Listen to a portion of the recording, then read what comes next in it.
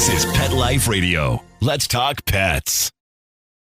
The views expressed by guests on this program do not necessarily represent the views of the host or owners of the Doggy Diva show and do not necessarily constitute endorsement of products. Medical information discussed by guests on this program are those of the guests and is only for informational purposes and should not replace medical advice by your local veterinarian professional. Hi, this is Susan Marie from the Doggy Diva show. This week, what are the dangers of toxins to your cat? And make 2021 a healthy year for your pets. That's what's on our show this week. Let's get started. Hey, did you hear that?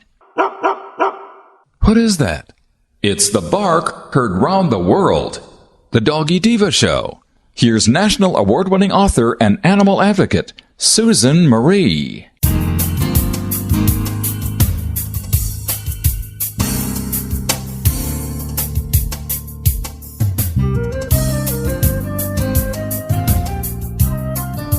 Hi, welcome to the Doggy Diva show, the show for animal lovers. I'm your host, Susan Marie, and as always, I'm joined by my canine co-hosts, the Doggy Divas themselves, Francesca, Coco, and our newest little diva, Miss Olive. Miss Olive is the cute little Italian Greyhound rescue in the picture with the microphone. Thank you for joining us today as we bring the experts in the pet and animal world right to you. Contact us at thedoggydiva.com. That's the DOGGYDIVA.com. We love hearing from you. So go grab a cup of coffee and your pet's favorite treat, and we'll be back in just a moment. Molly, here's your dinner. Zeus, that's not your food. Don't let that happen to your precious cat. Elevate your cat's eating experience with the Cat Tree Tray. The Cat Tree Tray keeps your cat's food off the floor and conveniently located on the cat tree. It's the perfect way to eat. It's a beautiful wrought iron tray that easily attaches to your cat tree and keeps dogs and other critters out of your cat's dish. A must for multi-pet households. There's a 6-inch tray for large bowls and a 4-inch tray for smaller bowls. Purchase your Cat Tree Tray today. Go right now to cattreetray.com. That's cattreetray.com. CATTREETRAY.com. Let's Talk Pets on PetLifeRadio.com.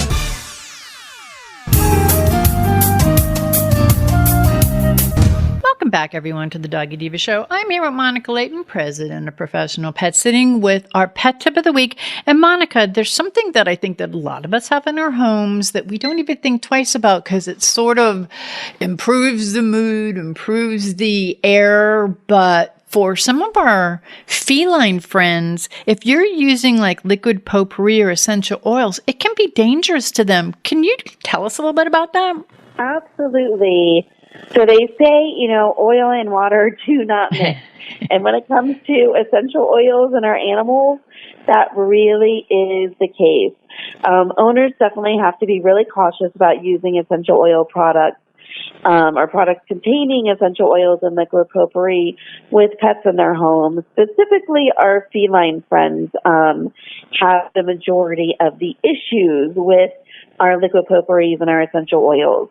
Dogs can have issues, especially for people who try to, use essential oils directly on the skin because it can be absorbed. But our cats have a lot more severity when it comes to liquid potpourri and essential oil toxicities.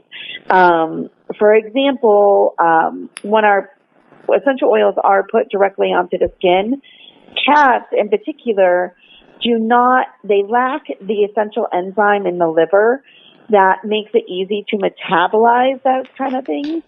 So they can't eliminate the essential oils and metabolize it like dogs can.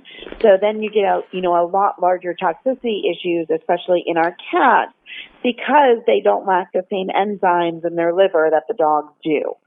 Another issue when it comes to essential oils is that you can get, in particular, our lang-lang, our sweet birch, wintergreen, peppermint oil, cinnamon oil, clove oil, eucalyptus, tea tree oil even. And a lot of people, use tea tree for bugs and parasite control. But some of these can cause severe reactions in our animals. And some of the reactions are more passive when they're put in a diffuser, but you're still getting respiratory issues and respiratory irritations when it comes to using those oils in diffusers, which is the safest, way to use them with our pets. You get more toxic issues when it comes to actually having them ingest the oils.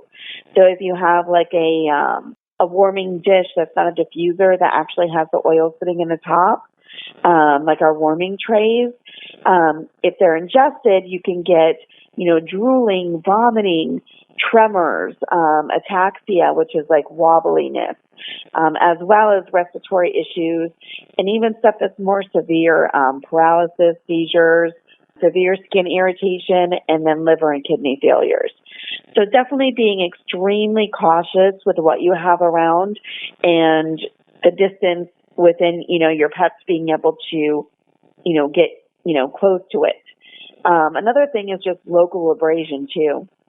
So if your cat, sticks their paw in a simmer pot or even tries to lick a couple, licks out of the simmer pot where the oils are, you can get, on the most less severe way of getting a reaction, you can still cause huge issues like chemical burns in the mouth, difficulty in breathing as it dries, tremors, and then also toxicity, like in the webbing of the feet, if they stick their pads in there. So any of those issues, definitely seek out veterinary care. If your pet licks it, trying to wash out their mouth as quickly as possible, washing out their pads, getting really good inside the webbing between the feet, and definitely, seeking out veterinary care. Because essential oils, albeit we love them, they have a lot of great properties for people. It's definitely something that you need to be cautious of around your pet. I had some that they actually are like night lights that you could put in your, your plugs. And some of them are at a level that a cat could get into. And they have the essential oil in the night light, and it could have that toxicity effect, and you don't even think about it. They jump up on the counter. They go, oh, wow, this smells good. And so it could be something really simple as just them even coming in contact with it, like in a way that you're like going, okay, well, what's the matter? Why is she so nauseous? Or why are these things going on? So I think this will bring a lot to light as to some of the simple things that we have in our home that we look upon as like calming and nurturing could be toxic to our pets. Absolutely. And, curiosity in our pets definitely, can get them into some trouble. Absolutely. Sometimes. Oh, yeah. Those curious cats, they're going to dip their paw in anything liquid or give it a little lick to see how it tastes, Curiosity is definitely something that you have to be cautious of. I know. If something does happen or if people do notice things, is there anything they could do at home, or is there something you should just call your vet right away? Definitely call your vet right away. But like I mentioned, if they, stick their paw into something, that could be easily, remedied just, rinsing it out with, lukewarm water, trying to get everything off to, kind of stop the irritation, but making sure that you get like in the webbing of the feet, things of that nature, because, as most cats do, they stick their foot in something, and then where does that foot go immediately after? Usually the mouth. Usually they're licking it right off.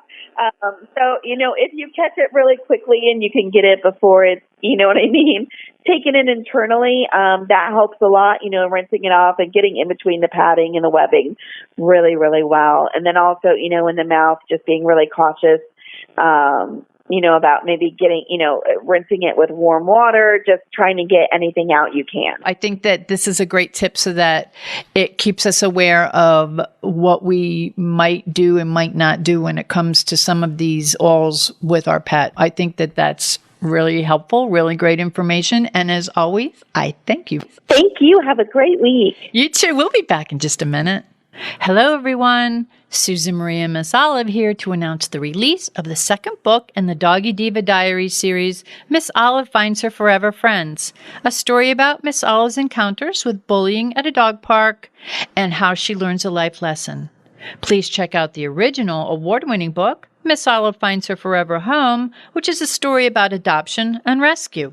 Both books are available at Amazon.com and BarnesandNoble.com, and please visit thedoggydiva.com for more information. Thank you, everyone. Coming up, getting your dogs off to a healthy start for the new year. Stay with us. Take a bite out of your competition. Advertise your business with an ad in Pet Life Radio podcasts and radio shows. There's no other pet-related media that is as large and reaches more pet parents and pet lovers than Pet Life Radio. With over 7 million monthly listeners, Pet Life Radio podcasts are available on all major podcast platforms. And our live radio stream goes out to over 250 million subscribers on iHeartRadio, radio.com, TuneIn, Stitcher, and other streaming apps. For more information on how you can advertise on the #1 pet podcast and radio network, visit PetLifeRadio.com/advertise today. Let's talk pets Let's talk pets on Pet Life Radio. Pet Life Radio. PetLifeRadio.com.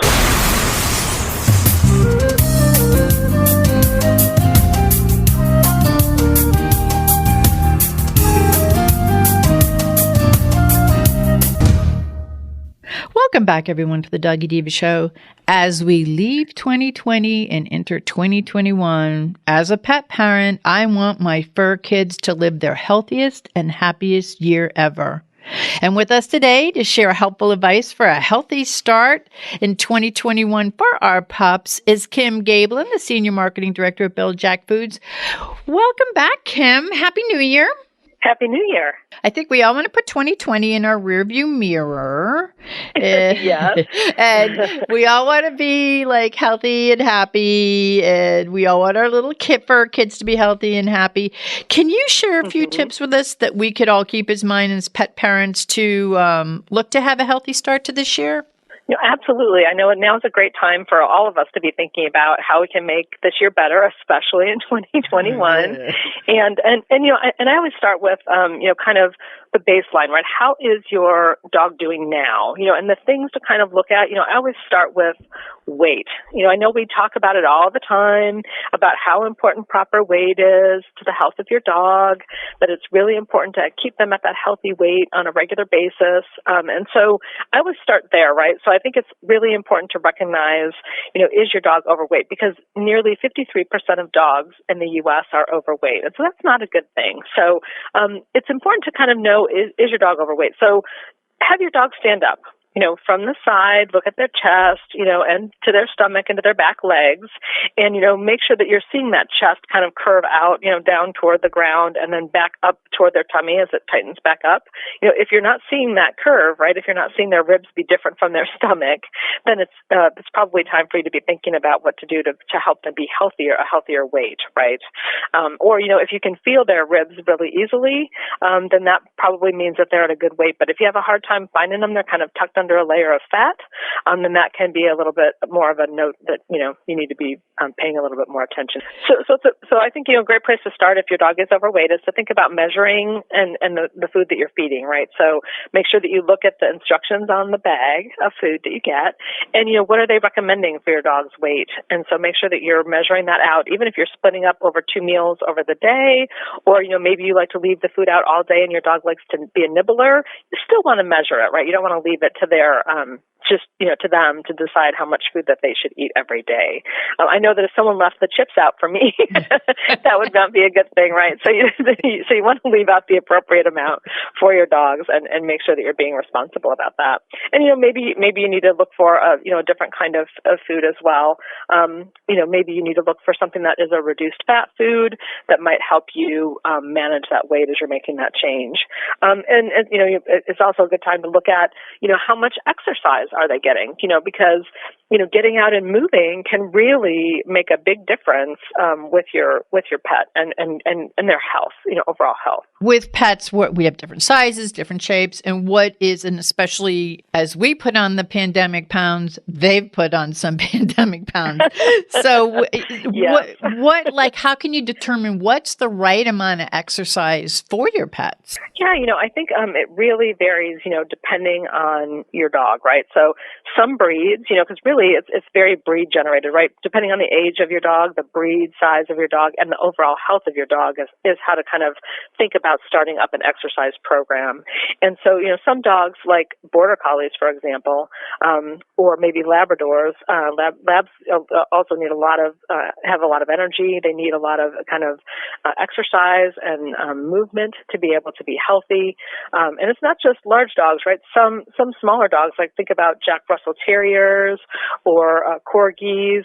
Those are also smaller dogs, right? That are like, I call them dogs with a job. Normally they're dogs that have, they've been ratters or they've been, herders, or so they have this extra energy to make sure that they have to use up. So those types of dogs usually need a little bit more energy. Like let's talk about maybe 30 to 60 minutes, most days of the week, almost daily, right? That's a lot of time.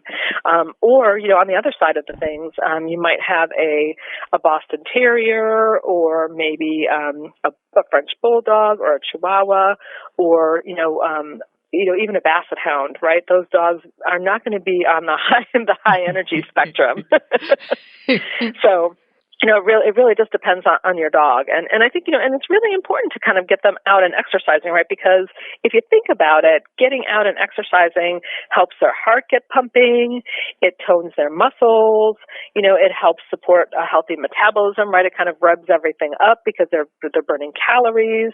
And it also engages their mind, right? Because you get them out and they're looking around and they're smelling things. So I think it's kind of, we think about exercise just being for our muscles, but it's really for so much more than just our muscles, So, smaller dogs then, they might only need about 20 to 30 minutes, right, of this kind of exercise to get their heart pumping and going. So, there's really a big variance. How do you think about exercising the girls? Well, my girls are very low maintenance. Coco I do get her out more often than Olive and Franny because they're happy to just do just a little, the minimum. But Coco likes to sniff. She's part Chihuahua. She feels like she has a job to protect, and she does a lot of sniffing, and she loves to walk. She keeps her eye on us as we're walking, keeps her eye on the ground and sniffs it. But that's like her GM. Now, you talked about some dogs that have jobs and like Border Collies and I think of Corgis. My sister has Corgis and she lives in California, so the weather is nice. She actually got to sign them up for herding classes so that they it's like that they help to herd, and only one of her three really excels in it because they like it, because the other ones don't like it. They like to go to the beach. Each one has their own thing they like to do. But if you have something that your pet likes to do, like the Italian Greyhounds are just great companions. Their job is to sit on the couch and stare at you and make sure you're doing okay. But like my sister's dog are like, okay, what's next? What's next on the agenda? Let's go. And I think a lot of dogs, like you mentioned, they have jobs that they have. Their exercise is actually their job. So if people could even look in their areas to look at things that might interest, it's amazing what you could find. Like my sister was going, I wish that I just had somewhere, because that's what she loves to do. I could just tell, because she herds all the dogs in our yard. And she found something online and she loves it. Yeah, well, and I think agility is like that, right? Yes. If you have a Border Collie, there are some dogs that are just love to do something, love to have something specific to do. And so I think that, if you can find something like that and encourage that, like especially if you live in a cold weather place, I think that that's really important. And I think it's also important, and when we're talking about the time to spend, exercising, like the 20 minutes to 60 minutes or whatever, if you're not doing that now, don't just run off and go out for an hour, right? Because I think your dog will probably be exhausted, and you probably might be too if you're not both doing that together right now. So I think it's important to, kind of think about, make sure that there's no reason, from a veterinarian standpoint, or your dog's health, that you should not start something. If you're not sure, it's always important to talk to your veterinarian and hear what they have to say about suggestions. And then I always say start small, right? If you can mix in a short walk, maybe it's around the block or just down the street. It really doesn't have to be a long thing. It's really just important to start and to kind of, build up that kind of exercise muscle, right? Of just having the time and energy to be able to go do that. And then you can, after a week or two, then you can, maybe go a little bit further or maybe go to the park and walk a little bit longer. So, there's lots of different ways to be able to do that, but certainly you don't want to start from 0 to, an hour and then, kind of go from there. You want to be able to work it up and take it easy when you're doing it. And your dog should certainly be happily tired, right? But not absolutely exhausted when you get back. So that's like one way for you to be able to kind of tell how they're doing and how that exercise is sitting with them. Yeah, and one thing that you brought up that's really important is kind of like with us, it's the new year and we go, okay, I'm going to walk like 17 miles a day. I've got my tracker. Realistically, I don't even walk 1.7 mile a day. And everybody always says, check with your doctor. If you're going to start changing up your pet's exercise routine, just like you said, check with your veterinarian because there may be some underlying condition like a little heart murmur or something that's going on that you may have to dial it back a little. So I think that it's great to have these because with our New Year's resolutions, it's always, I'm going to change my diet. I'm going to do more exercise, but we check with our doctors and it's great that you brought that up to check with the vet. Now, I know we're talking about outdoor exercise, but with the weather being what it is during this time of year, you're up north, I'm down south, but it's still kind of cool down here. What are some indoor games that we could do to kind of keep our pets' energy up? Yeah, I think that there's lots of different ways, right, to just be creative at home. I know we were just talking about finding an agility place, right, to go out and do something with someone who knows how to teach your dog how to do agility. But you know what? You could even do your own little indoor obstacle course, right? You could, just get a few little things like, maybe you could use a box for your dog to jump over, or, I like to be able to, you can always get a pool noodle and one of those little, little surfboards, a little short surfboard, and you can put a pool noodle cut in half underneath there and make a little lever, like a little teeter-totter for them to be able to go over. It doesn't have to be a whole lot of stuff. You're just trying to make something, a little bit harder. I know my dog, I have a little Bichon, and he loves to zoom around the house, as little dogs sometimes do. I'm sure other people can relate to this. I do. I have the zoomies going on in my house. Yeah. And he'll run around the chairs by the kitchen. He makes his own obstacle course, right? So sometimes you can even just, you could either make your own or you can just get them going, right? And then even just zooming around a little while until they get tired can really be a lot of fun and can burn some energy. So those are always fun things. Tug is always fun. Obviously you don't want it to get too mean, so you want to let the dog win every once in a while, and the dog will let you win every once in a while. And so it's good to that gets some energy out. You can always throw the rope once you get it. So then you get a little bit of fetch kind of incorporated in there. So you're getting a little bit more movement and chasing. So that can, again, something that's just simple that you can do at home. That's really easy to do. And then, a little bit of hide and seek.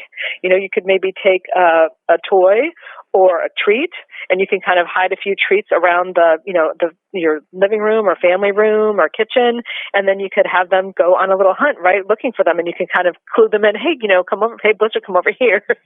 What's over here? And then you can kind of get them around the house in some different ways. And again, it's just being creative with how to use your indoor space.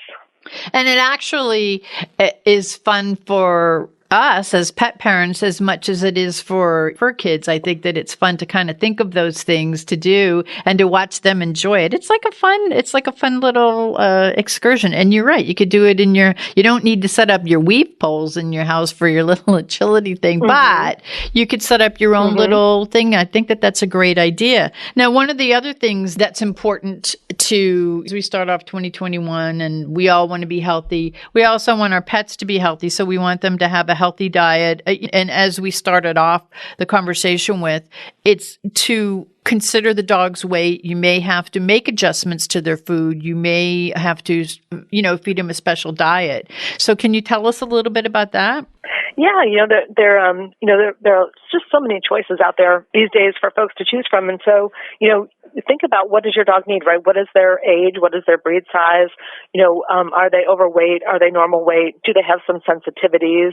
And then, you want to be able to look for a food that will be able to help you support that. So if they are overweight, looking at a reduced fat formula, like our reduced fat formula at Bil-Jac has 30% less fat than our adult select formula does. So it's an easier way to maybe kind of shift their nutrition a little bit to be able to help them, have a healthier weight. It could be that maybe they are having some sensitivities, right? So you can also look at, we have a sensitive solution formula that's great for dogs that might have stomach sensitivities or skin sensitivities. And so, you may want to change up their diet. And, as I said earlier, I think what's most important is look at the bag. All feeding guidelines on any dog food bag are there to be able to help you have a starting point for what to feed your dog. But, every dog is a little bit different, just like us, right? Some of us are more couch potatoes.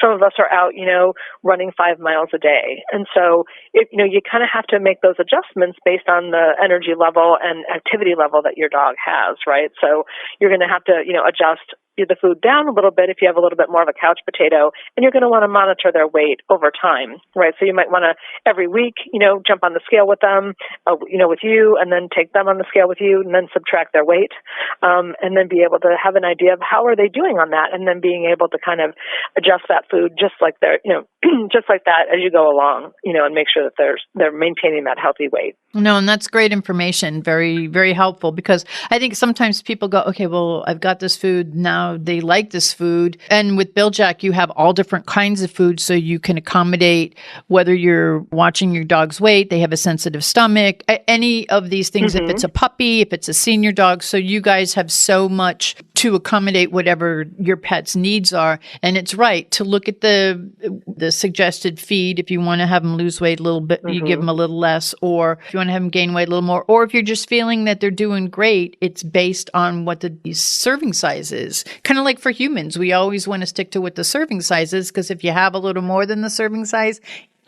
probably you're going to have a little more.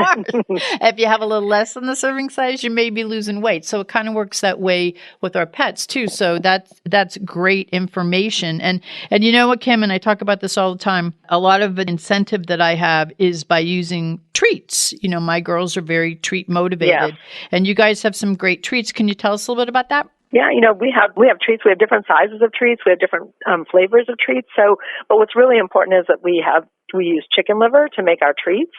And so, we have our original liver formula, which is a little bit bigger for larger dogs.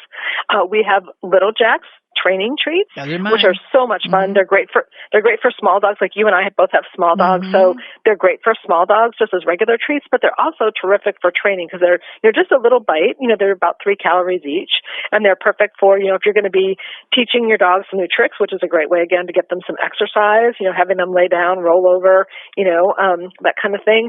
That's really important to be able to just give them a treat every time they do it right, and give that reinforcement. Give them that love and attention and petting as well. We have Yapple Nana flavored treats, which are Yapple. They're banana and apple flavored, and we have PB Nanas with peanut butter and banana flavoring. So that's really great. And we don't, in those peanut butter versions, we don't use actual peanuts. We use a flavoring, right? So that's also really important because I know a lot of people have sensitivities to peanuts, and so we really do look at that when we're making those treats, so that's something that people can pay attention to and be able to use and feel comfortable about. For people who want to learn more about Bil-Jac, where they can get their products, I'm very fortunate. I have a place right down the street, so our pantry is always full.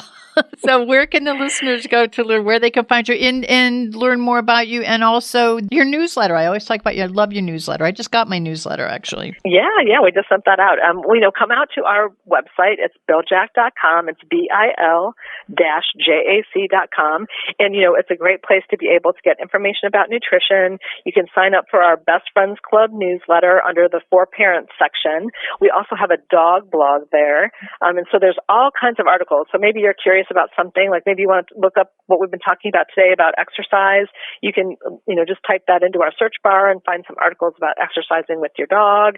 And we also have a store finder. So if you're looking for where to buy it near you locally or where to buy Bil-Jac online, we've got all of that on there for you as well. You just have to, you can enter your address or zip code wherever you're at, and then we can give you some store information about what's near you as well. Kim, I want to thank you for being our guest today, and as always for sharing such helpful advice and very useful information for a happy and healthy 2021 for our pups. So we're off to a good start. Let's go 2021. Here's to a healthy 2021 for everyone, including our fur babies. For us all. So thank you so much, Kim, and Happy New Year. Happy New Year. Okay, thanks. We'll be back in just a minute. We would like to thank our guests this week. And also, as our Doggy Divas always say, please love your pets because they love you unconditionally. And please remember to adopt, foster, spay, neuter, and microchip. And as always, please have a great Diva week, everyone.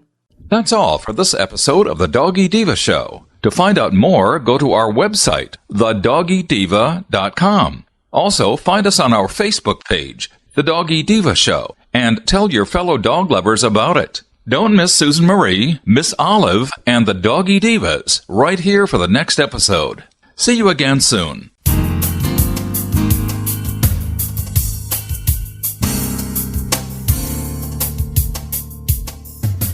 Let's Talk Pets, every week on demand, only on PetLifeRadio.com.